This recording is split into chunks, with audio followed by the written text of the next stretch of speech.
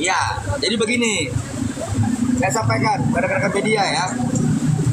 Seandainya kalian ini melancong nih luar negeri, lalu kemudian ada tetangga kalian, mertua ataupun yang cowok ya, selingkuhannya nitip oleh-oleh gitu kan. Nah pertanyaannya, apakah oleh-oleh itu harus mendapatkan izin resmi? Seperti itu. Ya, apakah oleh-oleh yang kalian bawa dari luar negeri harus mendapat izin resmi? Kan enggak kan? Nah, contoh, Dokter Andreas, klien kami itu, ketika dia ke Bangkok, kemudian dia membawa titipan, itu kan tidak harus mendapatkan izin. Ya, seperti itu. Artinya, istilah BPOM Bangkok itu akan sebutkan daripada si dokter itu sendiri, ya, seperti itu.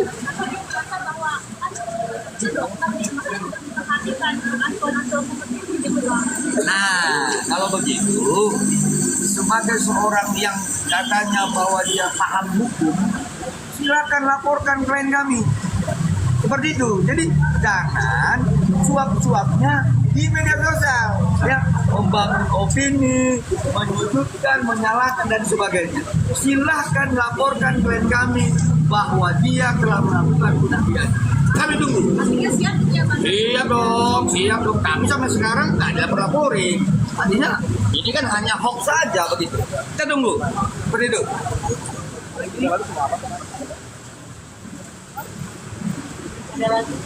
Ada lagi?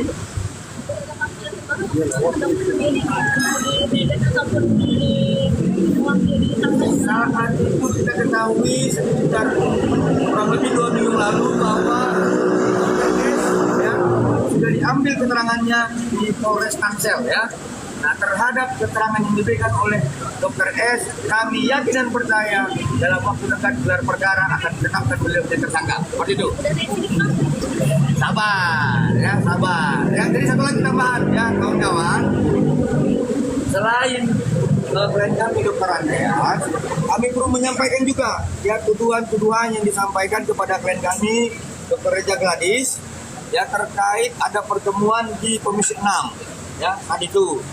Perlu kami sampaikan bahwa klien kami tidak pernah membuat permohonan rapat dengar pendapat umum. Satu. Nah kalau kemudian ada undangan ke klien kami memang belum tahu sebagai kuasa hukum.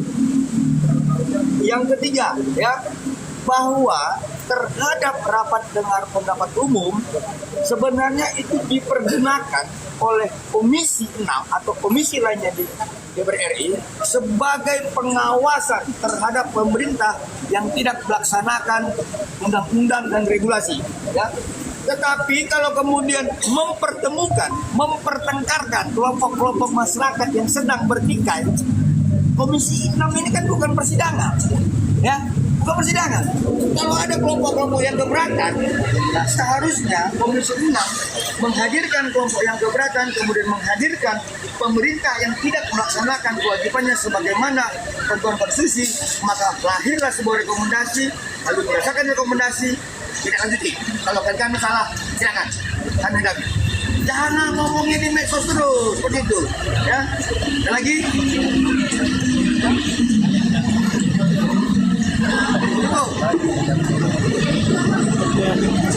Ya, sebagai tambahan ya, supaya kalian tenang ya. Yang pasti di mana ada abang miring, yakinlah kalian pasti ada tersangka. Ya, terima kasih. Mbak, kemarin terkait di Komisi 6 itu kan dokter menggandeng PKI juga Bang Ibu. Ya, nah ini, jadi begini, perlu saya sampaikan, pidana itu kan ada 2 jenis dalam delik. Ada delik aduan, ada delik kejahatan. Oke, terhadap delik aduan yang dibicarakan di Komisi 6, silakan kalau ada masyarakat atau konsumen yang keberatan yang sudah menjadi korban, laporkan. Ya, tapi yang saya lihat di situ pembahasannya lebih kepada delik kejahatan. Ya, jangan membawa undang-undang konsumen, tetapi pembuktian peristiwa hukumnya mengarah kepada Undang-Undang 17 tahun 2023. Ini perlu saya sampaikan dan luruskan itu. Jadi jangan sesat hukum kita di Indonesia seperti itu ya. Dan mereka juga membawa korban juga ya. Memang ada Bang yang dari Keren.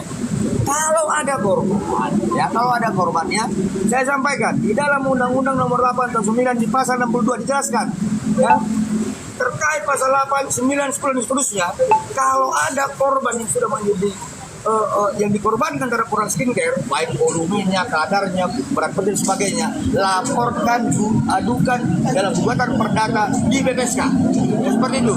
Kemudian setelah terbukti, baru ini menjadi alat kita untuk mempidanakan yang produk skincare. Bukan laporinnya, tetapi senang.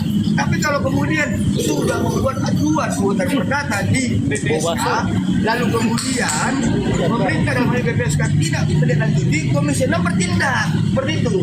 Ini belum apa-apa laporan kok Komisi 6. Kan aneh gitu seperti itu ya. Oke, lagi DPR kan mengindikasikan akan seriusin nih Bang kasus skincare nih. Nah, mungkin Abang skincare juga mungkin ya. Setuju gak dengan langkah DPR? setuju dong. Setuju dong. Artinya kami lebih melihat bahwa yang mempunyai kompetensi dalam hal ini dan kedudukan hukum adalah Komisi 9. Ya, mitra Komisi 9 adalah Badan POM dan Menteri Kesehatan. Jadi part dari semua ini adalah Undang-Undang Kesehatan dan Peraturan BPOM.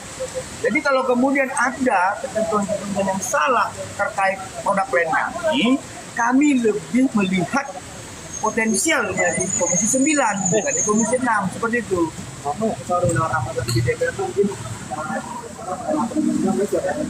Kalau ada peristiwa yang dikaitkan terhadap klien kami dan itu melanggar hukum, kami sendiri. Ya, tapi kalau hanya dugaan-dugaan dan tidak jelas, nah ini kan ngabis-ngabisi tiket saya ke Jakarta dari Medan seperti itu ya. Bang, untuk penegasan aja berarti dokter S udah jadi tersangka. Pak, atau belum? Penegasan aja Bang. Ya, gimana biar lebih jelas, Bang. Tersangka Bang. Rokoknya Oke, Pak. ya. Penegasan aja Bang. Penegasan ya. Ya. Saya sampaikan dalam KUHP. Ya, ini kan kalian tanya advokat nih ya. Ya. Kalian bukan tanya orang-orang yang ormasan ya, advokat ya. Ya, Di dalam KUHP dan dalam Perkap nomor 6 2019, kalau bukti permulaan cukup dan minimal dua alat bukti sebagaimana putusan Mahkamah Konstitusi nomor 21 2014 terpenuhi, maka akan tersangka. Dan kami sudah menyajikan itu. Soal resminya nanti tunggu dari Polrestabes Medan ya. Kemungkinan akan jadi tersangka Bang. Tapi kan kalau udah jelas tersangka di sana, nah proses hukum di Jakarta nanti gimana nih Bang? Ya, kita akan lanjutkan. Ya proses hukum acara kan ada.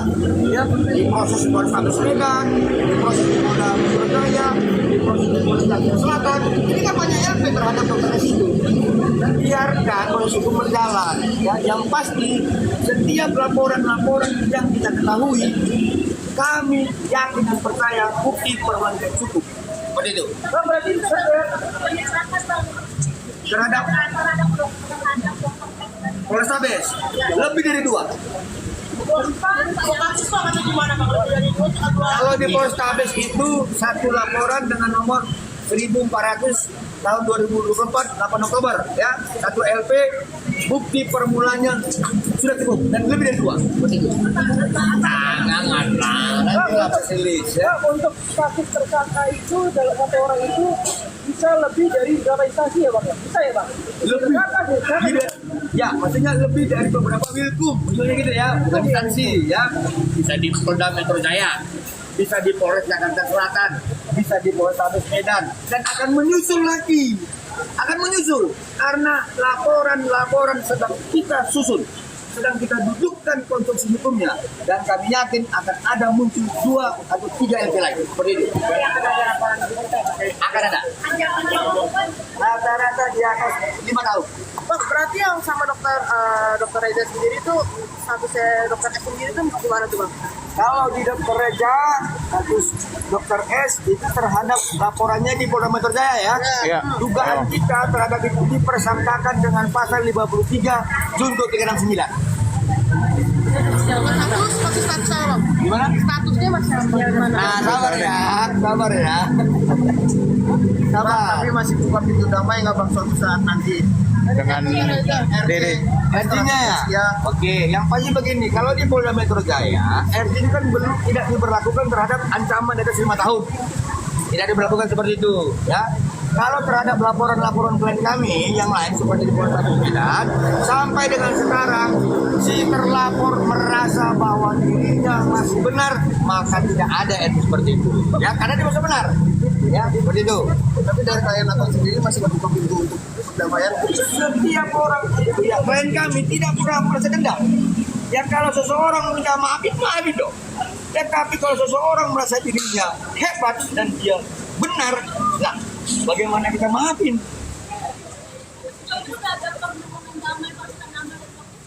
Belum dong. Orang dia merasa bahwa benar akan mau mencari klien kita.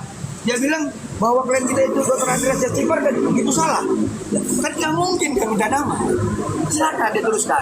Kita hadapi. Begitu.